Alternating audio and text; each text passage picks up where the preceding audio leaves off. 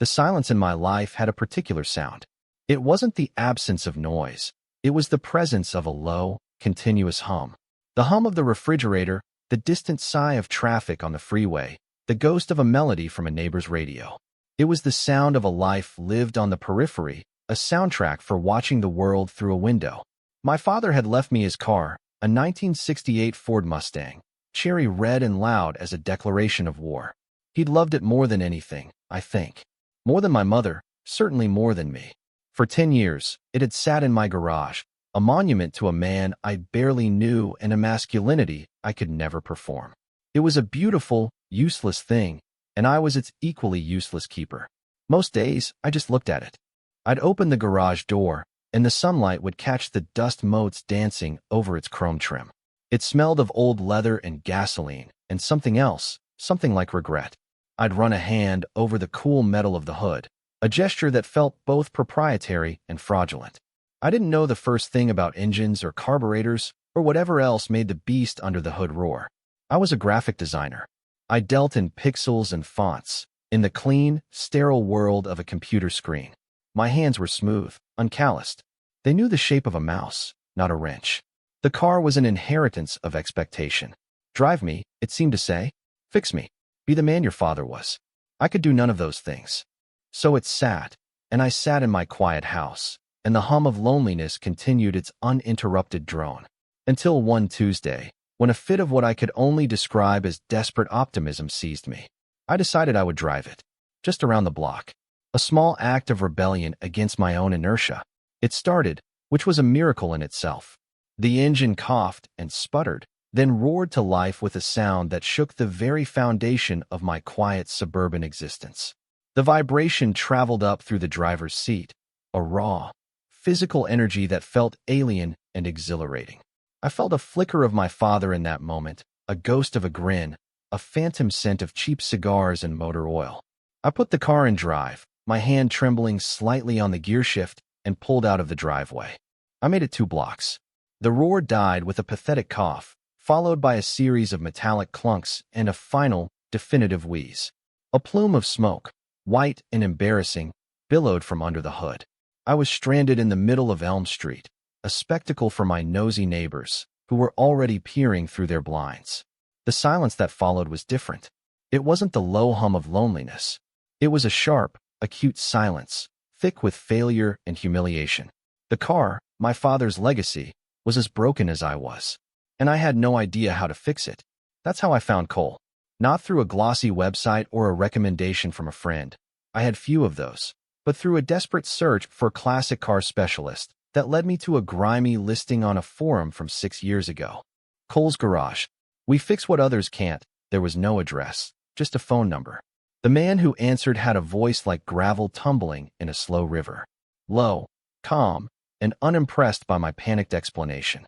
He gave me directions to a place that sounded less like a business and more like a landmark in a folk tale. Past the old lumber yard, turn at the dead oak. If you hit the creek, you've gone too far. The tow truck deposited the Mustang in front of a low, cinder block building that looked like it had been there since the invention of the wheel. The sign for Cole's Garage was hand-painted, the letters faded by decades of sun and rain.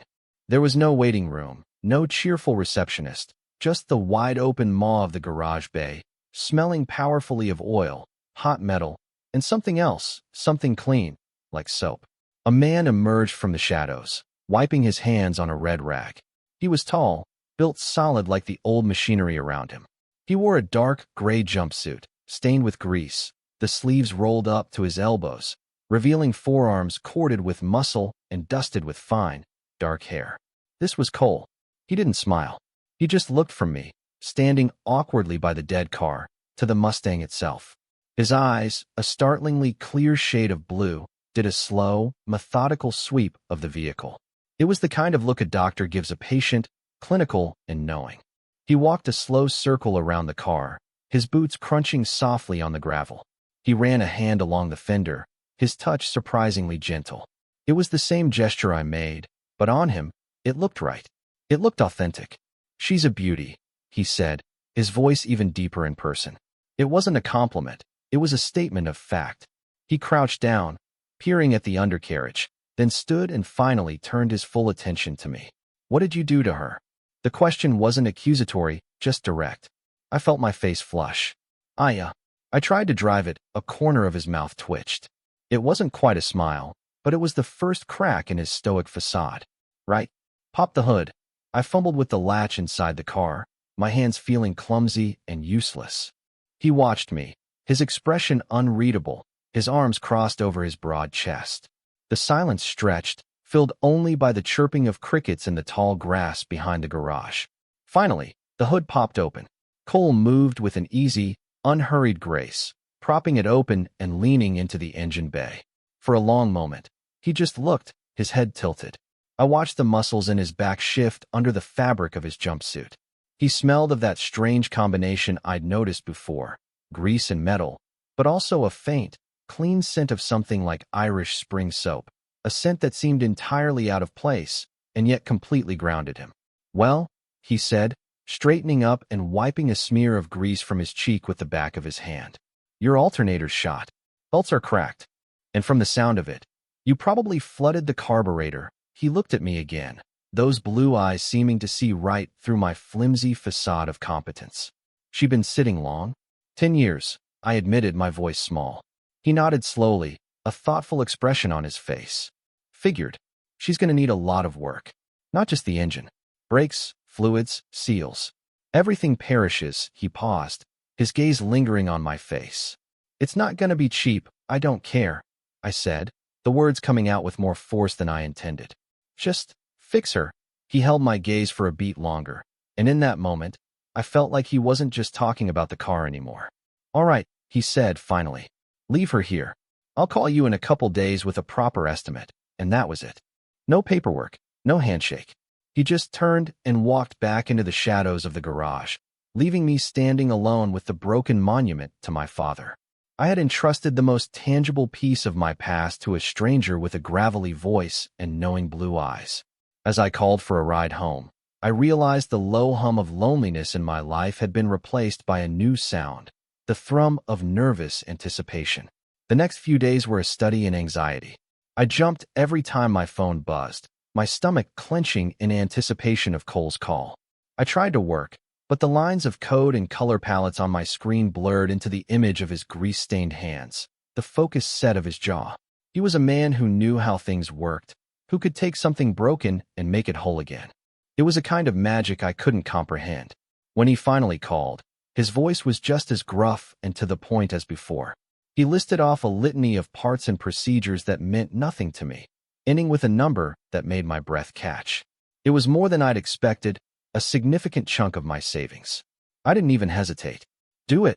There was a pause on the other end of the line. You sure? He asked, a hint of surprise in his tone. I can do it in stages. If the cost is too much, no, I said, gripping the phone tighter. Do it all. I want her to run like she's new. Another pause. All right then, he said, and I could almost hear that ghost of a smile in his voice. It'll take some time. Some of these parts, I'll have to hunt for. You can come by and check on the progress if you want. It was a casual offer, but to me, it felt like an invitation into another world. My first visit back to the garage was tentative. I brought coffee, a clumsy peace offering that felt wholly inadequate. Cole was leaning over the Mustang's engine bay, his back to me, a wrench in his hand. The engine was in pieces, components I couldn't name spread out on a clean cloth on a nearby workbench. He was so engrossed in his work that he didn't hear me approach. I stood there for a moment, just watching. He moved with a quiet confidence, his hands sure and steady. There was no wasted motion. Every turn of the wrench, every wipe of the rag, was precise and purposeful. The afternoon sun streamed through the open garage door, illuminating the dust motes dancing in the air and casting a halo around his dark hair. The rhythmic clink of metal on metal was the only sound. It was mesmerizing. Staring isn't going to make it go faster. His voice, low and without inflection, made me jump. He hadn't even turned around. Sorry, I mumbled, feeling like a schoolboy caught daydreaming. I brought coffee. He finally straightened up, turning to face me. He took the cup I offered, his calloused fingers brushing against mine. The contact was brief, accidental, but it sent a jolt straight up my arm. His hands were covered in grease, but they were warm. Solid. He took a sip of the coffee, his eyes never leaving mine over the rim of the cup. "Thanks," he said, his gaze dropping to the disassembled engine. "She's fighting me. Old girl's got a personality. Is that bad?" "Nah." He set the coffee down on the workbench. "Just means she needs a little more persuasion." He picked up a grimy piece of metal, turning it over in his hands. "This is your fuel pump. Original. See this gasket? It's completely disintegrated. That's why she was leaking fuel and smelling like she was going to explode." He spoke about the car's guts with a strange reverence. He explained each part, what it did, why it had failed. I understood maybe a quarter of what he said, but I listened intently, fascinated by the passion in his voice, a passion that was otherwise hidden beneath his quiet exterior. I spent 2 hours there that day, perched on a rickety stool, just watching him work. I'd ask a stupid question, and he'd answer it patiently, sometimes even demonstrating with a part in his hand. He rarely looked at me directly, his focus always on the task at hand. But I felt his awareness of me. It was in the way he positioned himself, so I could see what he was doing, in the slight pauses he'd take before answering a question, as if carefully considering his words. I was an intruder in his solitary world, yet he made a space for me. This became my new routine. Every other day, I'd find an excuse to drive out to the garage.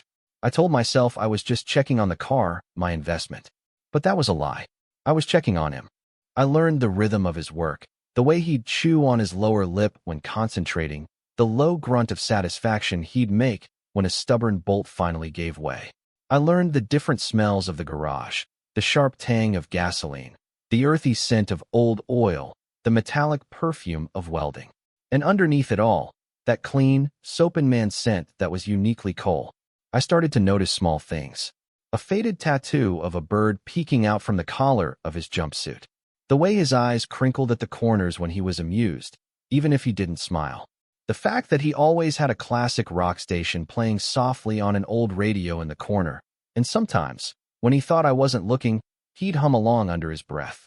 These small details felt like secrets I was hoarding, precious and private. My quiet life was no longer silent.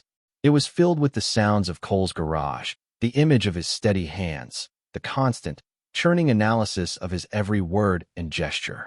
He'd say something as simple as, "Hand me that Phillips head," and I'd spend the rest of the day dissecting his tone. Was it a command? A request? Was there a hint of warmth in it? My obsession was pathetic.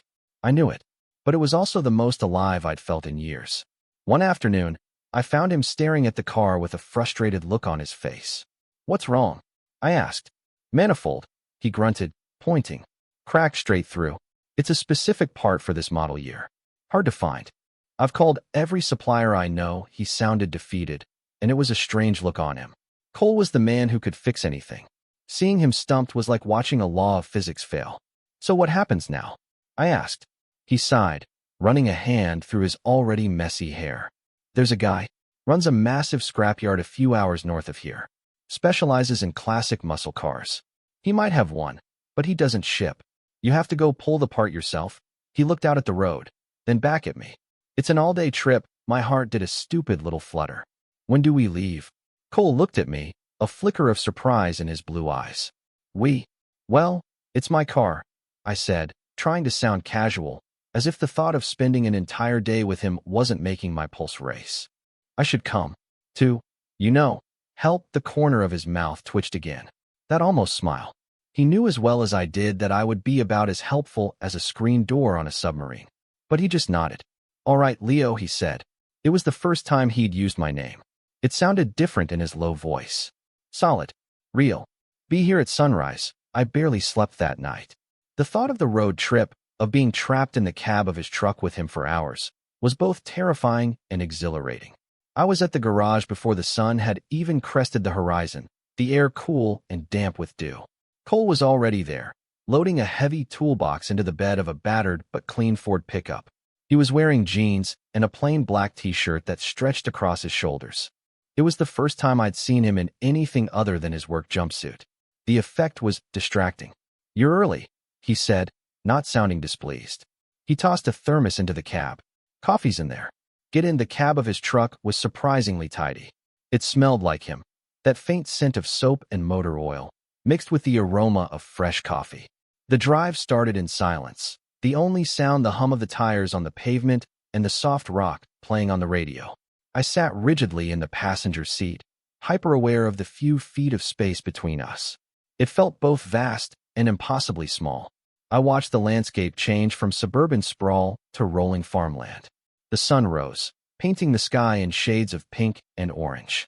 It was beautiful, but I found my gaze drifting back to the man beside me. His hands rested easily on the steering wheel, his expression calm and focused. He drove like he did everything else, with a quiet, unshakable competence. "So," he said, his voice breaking the comfortable silence. "A graphic designer, huh? What do you design?" The question caught me off guard. He'd never asked anything personal before. Websites, mostly. Logos. Corporate branding. It's not very exciting. Do you like it? It was such a simple, direct question. No one ever asked that. They asked what company I worked for, or if the money was good. But did I like it? I used to, I said, the answer surprising me with its honesty. I wanted to be an artist. A painter. But you have to pay the bills, he nodded, his eyes on the road. I get that. What about you? I asked, feeling bolder. Did you always want to be a mechanic? He was quiet for a long moment. I thought maybe I had overstepped, pushed too far into his private world. But then he spoke, his voice softer than I'd ever heard it. My dad, he said. He was a mechanic. On this garage. He could listen to an engine and tell you exactly what was wrong with it, just by the sound it made. It was like a language to him. He paused. He taught me everything. How to be patient. How to feel the engine through the wrench. He said every car has a soul. You just have to listen to it. He fell silent again. But this time it wasn't an empty silence. It was filled with history, with a quiet grief and a deep love. I saw him in a new light then. Not just as a stoic, capable man, but as a son who was carrying on his father's legacy. In a way, we weren't so different. We were both living in the shadow of the men who came before us. My father loved this car. I found myself saying, the words tumbling out before I could stop them. He was always working on it. I think he was happier in the garage than he was in the house. When he died, I inherited it, and I didn't know what to do with it. It just felt like this big, red accusation. Cole glanced at me, his expression softening. It was a fleeting look, but it was there. A flicker of understanding, of empathy. It's a good car, he said simply. He had good taste. It was a small thing, but it felt like absolution. The scrapyard was a sprawling, chaotic city of dead cars. Rusted skeletons of vehicles were stacked on top of each other, stretching as far as the eye could see. It smelled of decay and rust and damp earth. An old man with a long gray beard and overalls directed us to a section filled with Mustangs from the 60s. "She'll be in there somewhere," he'd cackled.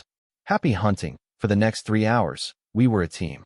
Cole moved through the automotive graveyard with a clear purpose, while I trailed behind, trying to be useful. He'd point to a car, and I'd help him pry open the hood. He'd slide under a chassis, and I'd pass him the tools he called for. My hands got dirty. I scraped my knuckles on a rusted fender. I got grease on my jeans, and I had never felt more content. We were working together, a shared purpose connecting us. The space between us shrank. We'd brush shoulders, squeezing between two wrecks. His hand would cover mine for a second as he took a wrench. Each touch was electric, a secret message in the language of our shared task. Finally, he found it. A '68 Mustang, the same model as mine, its red paint faded to a dull orange. Cole let out a low whistle of appreciation. He got to work immediately, his movements economical and swift. I watched, mesmerized, as he expertly disconnected hoses and unbolted the manifold. He was in his element, a surgeon performing a delicate transplant. When he finally wriggled out from under the hood, holding the prized part aloft like a trophy, he was grinning. A real, actual grin that transformed his entire face. It lit up his blue eyes and made him look years younger. "Got it," he said, his voice filled with triumph. I couldn't help it. I grinned back. "You're a magician." His grin softened into that familiar half-smile. "Nah, just stubborn." He looked at me, his gaze holding mine. He was smudged with dirt and grease. His hair was a mess, and in that moment, he was the most beautiful thing I had ever seen. The air between us crackled with an unspoken energy. The world seemed to fade away, leaving just the two of us in this city of sleeping machines. He took a small step closer, and my breath hitched in my chest. The moment was broken by the cackle of the old proprietor. "Find what you were looking for, boys." Cole stepped back, clearing his throat. The spell shattered. "Yeah," he said, his voice a little rough. "We found it." The drive back was different.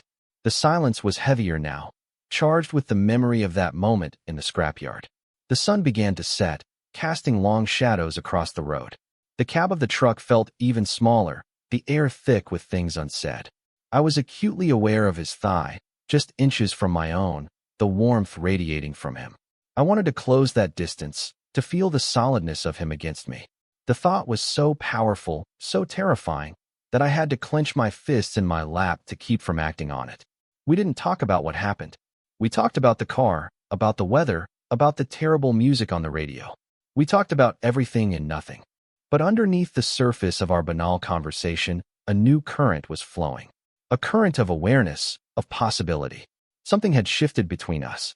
The ground beneath my feet no longer felt stable. When we got back to the garage, it was late, the sky studded with stars. A single light bulb cast a warm, yellow glow over the workspace. Cole carried the manifold inside and set it carefully on the workbench, handling it like a precious artifact. "I'll get this cleaned up and installed tomorrow," he said, his back to me. "Okay," I said, my voice barely a whisper. I didn't want to leave. I wanted to stay here, in this small pocket of the world that felt more like home than my own house.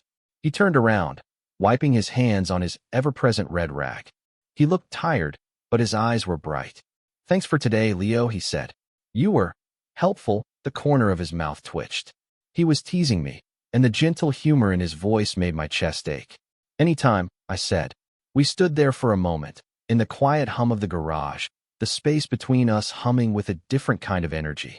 I felt like I was standing on the edge of a cliff, and all I had to do was take one step. But fear held me rooted to the spot. Fear of being wrong, of misreading everything, of shattering this fragile, beautiful thing we were building. So I did what I always did. I retreated. "Well," I said, my voice sounding unnaturally loud. I should get going." The light in his eyes seemed to dim slightly. "Yeah," he said, his voice flat. "Okay."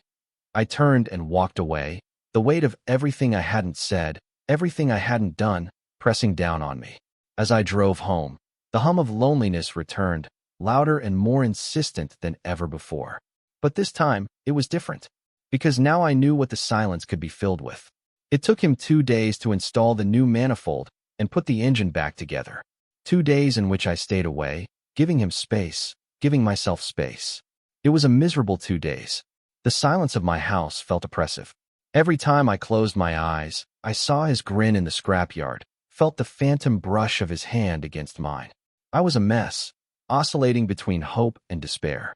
Hope that I hadn't imagined the spark between us, and despair that I had, and had made a fool of myself. On the 3rd day, he called. "She's done," he said. His voice was all business, no trace of the warmth from the road trip. My stomach plummeted. I'd imagined it all. Of course I had. "I'll be right there," I said, my own voice flat and defeated. When I arrived, the Mustang was sitting outside the garage, gleaming in the afternoon sun. It looked magnificent. Cole was leaning against the driver's side door, his arms crossed, watching me approach. His expression was unreadable, his face set in those familiar stoic lines. "Wow," I breathed, walking a slow circle around the car. It looked like it had rolled off the showroom floor. He had not only fixed the engine, he had polished the chrome until it shone, washed and waxed the paint until it was as deep and red as a wound. "Go on," he said, his voice a low rumble. "Start her up?" I slid into the driver's seat. The leather felt supple beneath my hands, and the air smelled clean, with just a faint hint of gasoline and Cole's soap. I turned the key. The engine turned over instantly, settling into a low, powerful purr. It was a sound of health, of strength, a sound of rebirth. I felt a stupid grin spread across my face. "It sounds amazing," I said, looking over at him. He nodded, a flicker of pride in his eyes. "She's solid now. But there's one last thing." He opened the passenger door and slid in beside me.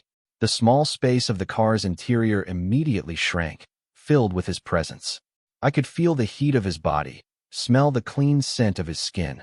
My heart started to pound against my ribs, a frantic, trapped bird. "The seatbelts," he said, his voice seeming to vibrate through the air. The old ones were frayed. Put in new ones. Gotta make sure they fit right. He leaned across me to work on the driver's side belt, his arm brushing against my chest. My breath hitched. I could feel the solid muscle of his bicep, the warmth of his skin through my shirt. He clicked the belt into place, his movements slow and deliberate. Then he pulled the lap belt snug across my hips, his knuckles grazing my stomach. I sucked in a breath, my entire body tingling. He is now leaning back, his focus intense. His brow is furrowed in concentration. My world narrows to the confines of this car, to the scent of him, the heat of him. Time slows down. Each second stretches into an eternity. This is it. This is the tipping point. He adjusted the strap where it crossed my chest, his fingers lingering on my collarbone for a fraction of a second too long. My mind is screaming. He's just doing his job. He's a professional. This means nothing. But my body, my traitorous body, knows better. It hums with a desperate, hopeful energy. Then his hand moved. It didn't retreat. It slid from the belt buckle, down, down, until it came to rest on my thigh. His hand was heavy, warm. It was a brand, searing through the denim of my jeans. My muscles clenched under his touch. I couldn't breathe. I couldn't think. My entire universe had contracted to the 5 points of contact where his palm and fingers pressed against my leg. He wasn't gripping me hard, but the weight of his hand was immense, an anchor holding me in place. He finally looked at me. His blue eyes were dark, intense, searching my face for something. The air in the car was thick, unbreathable. The powerful purr of the engine was a distant hum, a soundtrack to the silent, screaming question that hung between us. He cleared his throat, his gaze unwavering. His thumb moved, a slow, deliberate stroke against the fabric of my jeans. It was a tiny movement, but it sent a shockwave through my entire system. And then he spoke, his voice a low, rough whisper that was barely audible over the engine. "Fits you." The words were a loaded gun. He wasn't talking about the seatbelt. We both knew he wasn't talking about the seatbelt. He was asking about this. About the hand on my thigh. About the charged silence. About the long hours in the garage and the shared glances in the scrapyard. He was asking if us fit. I am frozen. My mouth is dry. 1,000 replies crowd my mind, but none of them can find their way to my lips. Yes. Oh God, yes. More than anything has ever fit before. But the words are trapped behind a wall of fear. The fear of a lifetime of being on the outside, of never quite fitting anywhere. What if I say yes, and he pulls his hand away, laughing? What if this is just a game to him? The internal sarcasm kicks in, a bitter defense mechanism. Right, Leo? The stoic, straight mechanic is hitting on you. You've officially lost your mind. But then I look into his eyes. There's no mockery there. No game. Just a raw, terrifying vulnerability that mirrors my own. He's on the edge of the cliff with me. He's waiting for me to jump, or to push him away. My heart is a frantic drum against my ribs. I can't speak. I can only act. Slowly, deliberately, I lift my own trembling hand and place it over his, lacing my fingers through his. My hand is smooth against his calloused one. The contrast is stark, a physical manifestation of our different worlds. But here, now, they fit together. Perfectly. I don't say a word. I just look at him, and I let my answer be in the way I grip his hand, in the way I refuse to let go. A slow breath escaped his lips, a sigh of what sounded like relief. The tension in his shoulders seemed to melt away. The corner of his mouth tilted up in that ghost of a smile, but this time, it reached his eyes. They crinkled at the corners, and the blue seemed to warm, to soften. He didn't move his hand from my thigh. He just sat there, our fingers intertwined, the engine purring around us like a contented cat. The world outside the windows ceased to exist. There was only the bubble of this car, the warmth of his hand, the steady rhythm of his breathing. For the first time in my life, the silence wasn't empty. It was full. It was a conversation. "Yeah," he said, his voice husky. "Fits good." He squeezed my hand once, a firm, reassuring pressure. Then, with a reluctance that was almost painful to watch, he withdrew his hand and opened his door. "Take her for a spin," he said, his voice back to its normal gruffness, but the edge was gone. "Let me know what you think." He got out and closed the door, leaving me alone in the car, my thigh still tingling where his hand had been. My own hand felt cold and empty. I watched him walk back towards the garage, his stride as confident and easy as always. But I knew something was different. The world was different. I was different. I put the car in drive, my movements shaky. I pulled out onto the road, the restored engine responding instantly to the touch of my foot on the accelerator. The car felt powerful, alive. It felt like an extension of the new, thrumming life that had just been sparked inside of me. I drove for an hour, with no destination in mind, the windows down, the wind in my hair. The hum of the engine was the only sound, and it was the most beautiful music I had ever heard. It was the sound of possibility, the sound of a new beginning. When I returned to the garage, the sun was beginning to dip below the horizon, painting the sky in fiery colors. Cole was sitting on the front step, waiting. He had a beer in his hand, and another one was sitting on the concrete beside him. He looked up as I pulled in, his expression calm, patient. I killed the engine, and the sudden silence felt profound. I got out of the car and walked towards him, my legs feeling unsteady. He didn't say anything, just watched me with those intense blue eyes. "She drives like a dream," I said, my voice hoarse. "Told you," he said, a small smile playing on his lips. He gestured to the beer beside him. "For you." I sat down on the step next to him, close enough that our shoulders were almost touching. I took the beer. The bottle was cold and wet in my hand. We sat in silence for a long time, watching the last of the sun disappear. The crickets started their evening song. "So," he said finally, his voice quiet. He didn't look at me, just stared out at the darkening road. That thing in the car, my heart seized. Here it comes. The apology. I don't know what came over me, the let's just forget about it. He started, and for the first time, I heard a note of uncertainty in his voice. He cleared his throat. "I've been wanting to do that for a while now." The breath I had been holding escaped me in a rush. I turned to look at him. His profile was silhouetted against the twilight, strong and classic. He finally turned to meet my gaze, his expression serious. "I don't really know what I'm doing here, Leo," he said, his voice low and honest. "This is new territory for me, but I know I like being around you. I like the quiet. I like you." The simple, unadorned confession hung in the air between us, more powerful than any flowery declaration of love. He liked me. It was the most astonishing thing I had ever heard. "I like you too, Cole," I whispered, the words feeling inadequate but profoundly true. He searched my face, and whatever he saw there seemed to satisfy him. A slow smile spread across his lips, a real one this time. It made him look impossibly handsome. He leaned in, closing the small space between us. My heart hammered against my ribs. He was going to kiss me. Here, on the steps of his garage, with the smell of motor oil and summer evening in the air. His lips were soft, hesitant at first. It wasn't a Hollywood kiss, full of fire and passion. It was quiet, questioning. It tasted of beer and coffee and something that was just him. I leaned into it, my hand coming up to cup the back of his neck, my fingers tangling in his short, soft hair. The kiss deepened, becoming more confident, more sure. It was a kiss that spoke of lonely days and unspoken longings, of a connection forged over greasy engine parts and shared silences. It was the most honest thing I had ever experienced. When we finally broke apart, we were both breathless. He rested his forehead against mine, his eyes closed. I could feel his warm breath on my face. "Okay," he breathed. "That was okay." I laughed, a real, happy sound that felt foreign coming from my own throat. "Yeah," I said. "It was okay." We sat there for another hour, finishing our beers, our shoulders pressed together, not saying much. We didn't need to. For the first time, the silence was not a void to be filled, but a space to be shared. A comfortable, easy quiet that spoke volumes. The world had shifted on its axis, and I was finally in the right place. The next morning, I woke up in my own bed, and for a terrifying moment, I thought I had dreamed it all. The road trip, the hand on my thigh, the kiss.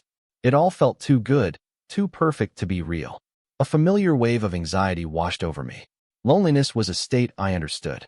This new, fragile happiness felt like a language I didn't speak, a place where I didn't belong. I lay there, staring at the ceiling, my mind racing. What now? Do I call him? Do I wait for him to call? What are the rules? He'd said this was new territory for him. What if he woke up this morning filled with regret? What if I was just an experiment, a curiosity? The old, familiar hum of self-doubt started to creep back in, threatening to drown out the memory of his smile. My house was silent. Too silent. The quiet I had once found comforting now felt like an accusation. It was the sound of being alone. I got up and made coffee, my movements mechanical. I checked my phone. No messages. Of course not. It was over. It was a fleeting moment of madness, and now everything would go back to the way it was. The thought was a lead weight in my stomach. I spent the morning trying to work, but the colors on my screen seemed dull, the fonts meaningless. My focus was shot. Every 5 minutes, I'd check my phone again, my heart leaping at every notification, only to sink when it was just a junk email or a news alert. By noon, I had convinced myself it was over. I had built it all up in my head. He was a kind man who had fixed my car, and I had projected all my lonely fantasies onto him. He was probably at the garage right now, shaking his head at his own stupidity, relieved that the weird, quiet designer was gone. I was in the middle of this self-pitying spiral when my doorbell rang. My heart leaped into my throat. I wasn't expecting anyone. I crept to the door and peered through the peephole. It was Cole. He was standing on my doorstep, looking just as solid and real as he had the night before. He was wearing jeans and a clean gray t-shirt, and he was holding a brown paper bag that smelled faintly of bacon. He looked nervous. His hands were shoved in his pockets, and he was shifting his weight from one foot to the other. I took a deep breath and opened the door. "Hey," he said, his voice a little rough. He avoided my eyes, looking at a spot just over my shoulder. "Hi," I said, my own voice barely a whisper.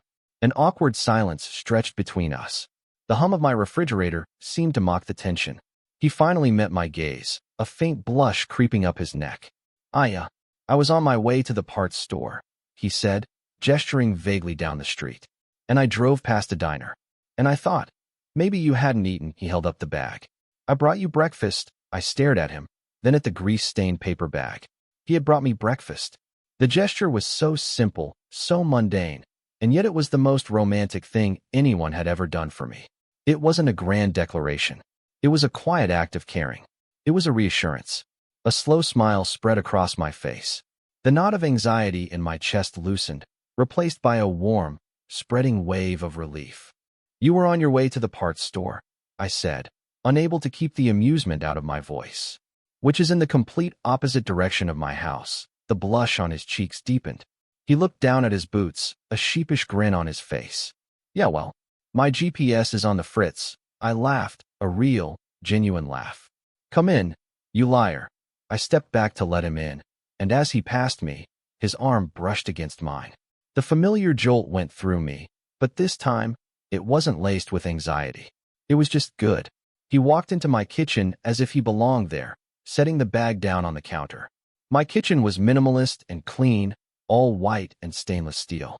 It was the opposite of his garage, but somehow, he didn't look out of place in it.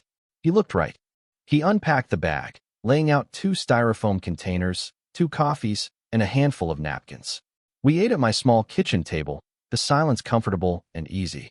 The food was greasy and delicious. The coffee was strong and hot. It was the best breakfast I had ever had. "So," I said, after a few minutes of quiet eating. "About last night." He looked up from his eggs, his expression serious. "Yeah. I woke up this morning," I confessed, deciding that honesty was the only way forward. "And I thought I dreamed it. Or that you regretted it." He put his fork down and looked at me, his blue eyes clear and steady. "Leo," he said, his voice firm. "I don't regret it. Not for a second. The only thing I regret is not doing it sooner." He reached across the table and took my hand, his thumb stroking the back of it. "I told you, this is new for me, so I might be a little clumsy at it. I might not always say the right thing, but I'm not going to run away. I'm not playing games." I looked down at our joined hands, his, strong and calloused, covering mine. It was the most reassuring thing in the world. "Okay," I said, my voice thick with emotion. "Okay." We finished our breakfast, and then he stood up to leave. "Gotta get to that parts store for real this time," he said with a small smile. I walked him to the door. We stood there for a moment, the awkwardness gone, replaced by a quiet intimacy. "So," I said, "I'll see you later?" "Count on it," he said. He leaned in and gave me a quick, soft kiss. It was chaste, but it was full of promise. "I'll call you." I watched him walk back to his truck, and this time, when he drove away, the silence he left behind wasn't lonely. It was peaceful. It was the quiet of a house that was waiting for someone to come home. And so began our new rhythm. It was a slow, quiet dance of getting to know each other. He'd call me at the end of his day, his voice tired and laced with the sounds of the garage. I'd drive out to see him, bringing dinner or just a listening ear. We spent evenings on the steps of the garage, drinking beer and talking about everything and nothing. He told me about his childhood, about the cars he'd loved and lost. I told him about my dreams of being a painter, about the pressures of my job. We learned each other's landscapes. I learned the map of scars on his hands, each one with a story. He learned the way I chewed on my lip when I was thinking, the way I needed a moment of quiet after a long day of work. Our intimacy grew not in grand gestures, but in small, accumulated moments. The way he'd rest his hand on the small of my back as we walked. The way I'd bring him a coffee, just the way he liked it, without having to ask. The comfortable silences that could stretch for an hour while he worked on an engine and I sketched in my notebook. One Saturday, he took me for a drive in the Mustang. We drove out of the city, into the countryside, the powerful engine humming beneath us. He had the classic rock station on the radio, and he was humming along, his hand resting on my knee. Not in a possessive or overtly sexual way. It was just there, a point of connection, a casual, confident touch that said, "You're with me." We ended up at a lake, the water sparkling in the late afternoon sun. We walked along the shore, skipping stones across the surface. "I haven't done this since I was a kid," he said, watching a flat stone bounce 5 times before sinking. "Me neither," I said. We stood there, watching the ripples spread across the water. A gentle breeze rustled the leaves in the trees. It was peaceful, perfect. "You know," he said, his voice quiet, "my dad used to bring me here. We'd fish off that old pier over there." He pointed to a dilapidated wooden structure. He wasn't a big talker. We'd just sit for hours, not saying much. But I always felt close to him here. He looked at me, a soft, vulnerable look in his eyes. I haven't been back since he died. My heart ached for him. He had brought me to this place that was so full of memory, so full of him. He was sharing his past with me, his grief. I didn't say anything. I just took his hand, lacing my fingers through his. He squeezed my hand, a silent thank you. We stood there for a long time, hand in hand, watching the sun set over the lake, sharing a silence that was filled with everything that mattered. On the drive home, as darkness fell, he reached over and turned off the radio. "You're quiet," he said. "Just thinking," I said, "about how different everything is. Good different." "The best different," I said, looking over at him. The dashboard lights cast a soft green glow on his face, highlighting the strong line of his jaw, the gentle curve of his lips. A few months ago, my life was gray. It was just this quiet, empty routine. And now, I trailed off, not knowing how to put the enormity of the change into words. He seemed to understand. He reached over, his hand finding mine on the center console. "I know what you mean," he said, his voice low. "My life was just work. The garage. It was enough. Or I thought it was. I didn't know what I was missing." He brought my hand to his lips and pressed a soft kiss to my knuckles. "Until you showed up with that beautiful, broken-down car, my heart felt like it was going to burst. I had spent so long feeling like an outsider, like someone who didn't belong. But with Cole, I felt seen. I felt home. That night, I stayed at his place for the first time. He lived in a small apartment above the garage. It was simple, Spartan, but immaculately clean. It smelled like him. We didn't do much. We ordered a pizza, watched a dumb action movie on his old TV. But as I sat next to him on his worn-out couch, his arm around my shoulders, my head resting on his chest, I felt a sense of peace that was so profound it almost brought me to tears. Later, lying in his bed, the moonlight streaming through the window, I watched him sleep. His face was relaxed, the stoic mask gone, revealing a boyish vulnerability. His breathing was deep and steady, a comforting rhythm in the quiet room. I listened to the sound of it, the sound of not being alone. I thought about my father and his car. For so long, it had been a symbol of my failure, of everything I wasn't. But it wasn't an accusation. It was a bridge. It was the broken thing that had led me to the one person who could help me fix not just the car, but myself. Cole stirred in his sleep, his arm tightening around me, pulling me closer. I nestled my face into the warmth of his chest, breathing in his scent. The low hum of loneliness that had been the soundtrack to my life for so long was finally gone. It had been replaced by a new sound, the steady, quiet beat of his heart. And it was the most beautiful sound in the world. I finally felt like I was home. The journey had been long, paved with silence and uncertainty, but every step, every wrong turn, had led me here. To this man, in this quiet room. It wasn't a fairy tale ending. It was something better. It was real. It was a new beginning, a quiet promise whispered in the dark. And for the first time in a very long time, I looked forward to the sunrise. I looked forward to the morning, and the day after that, and all the days to come. Our story wasn't written in grand pronouncements, but in the small, steady accumulation of shared moments. The morning coffee, the comfortable silence, the reassuring touch of a calloused hand. It was a love story built not with words, but with wrenches and patience, with shared glances and quiet understanding. It was a slow burn, a gradual coming together of two solitary souls. And it was everything.